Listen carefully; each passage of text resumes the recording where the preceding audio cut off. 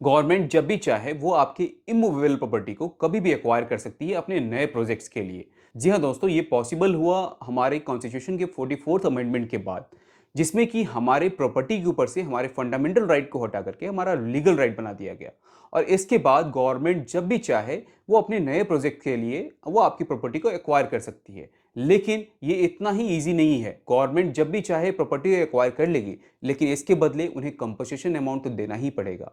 जी हाँ दोस्तों, इसमें जो भी आपके एरिया का सर्कल रेट होगा, उसके अकॉर्डिंग जो भी डिसाइडेड अमाउंट होगा, वो कंपनसेशन अमाउंट आपको पेमेंट किया जाएगा। अगर गवर्नमेंट इस अमाउंट का पेमेंट टाइम से नहीं करती है या इमीडिएटली नहीं करती है, अगर किसी भी तरह से डिले करती है, तो ये आपके आर्टिकल 300 ए कॉन्स्टिट्यूशन का वायलेशन होगा और इसके खिलाफ आप हाई कोर्ट का दरवाजा खटखटा सकते हैं। और हाई कोर्ट में आप अपने लिए रिट पिटीशन फाइल कर सकते हैं, जिसके बाद हाई कोर्ट इस पे सुनवाई कर सकती है और आपको यहाँ पे रिलीफ मिल सकता है। अभी हाल ही में एक यूपी का मामला आया, जिसमें कि Rajesh Chandra versus state of UP and others का मामला था, जिसमें कि राजेश चंद्र एक लैंड ओनर थे और इन्हें एक कंपनसेशन अमाउंट नहीं पेमेंट किया गया था एनएचआईए के द्वारा, ये national highway authority of India के द्वारा।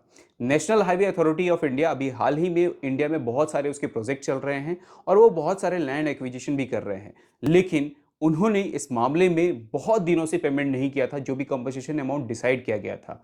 और यहाँ पे राजेश चंद्र जी एक रीट पिटीशन फाइल करते हैं इलाहाबाद हाई कोर्ट में, और इलाहाबाद हाई कोर्ट इस चीज़ की सुनवाई करते हुए ये देखती है जो आखिर ये इतना डिले क्यों किया गया। इसमें जो डिले का पीरियड था कंपनसेशन अमाउंट का, वो 5 साल अप्रॉक्स हो गया था, जिसमें कि इलाहाबाद हाई कोर्ट ने इन चीज़ों को देखते हुए उन पर्सनों के खिलाफ कार्रवाई करने की कोशिश की जिन्होंने इस कंपनसेशन अमाउंट को रिलीज होने में किसी भी तरह से बाधा उत्पन्न किया है या रुकावट डाला है।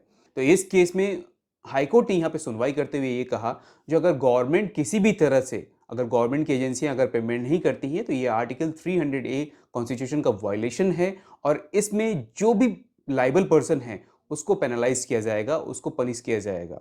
और जब ये बात इलाहाबाद हाईकोर्ट के पास पहुंचा, तो इलाहाबाद हाईकोर्ट में जो भी एनएचआई डिपार्टमेंट के जो भी वहाँ पे ऑफिसर्स थे, वो एक दूसरे के ऊपर आरोप लगाने लगे जो ये उनकी वजह से ये पेंडिंग रह गया या किसी और की वजह से पेंडिंग रह गया। इस तरह के आरोप में इलाहाबाद हाईकोर्ट ने ये सुनवाई करते हुए कहा, जो जिस भी पर्सन के द्वारा इस कंपनसेशन अमाउंट को रोका गया है या किसी भी पर्सन के काम की कमी की वजह से अगर ये अमाउंट अभी तक पेमेंट नहीं हुआ है, तो उस पर्सन को यहाँ पे पनिश किया जाएगा और वही लायबल होगा इसके कंपनसेशन के पेमेंट के लिए। और साथ ही इतने टाइम ड्यूरेशन में जो भी इंटरेस्ट अमाउंट बनता है या जो भी एक रिलीफ अमाउंट बनता है, उसकी पेमेंट के लिए भी वही पर्सन लायबल होगा।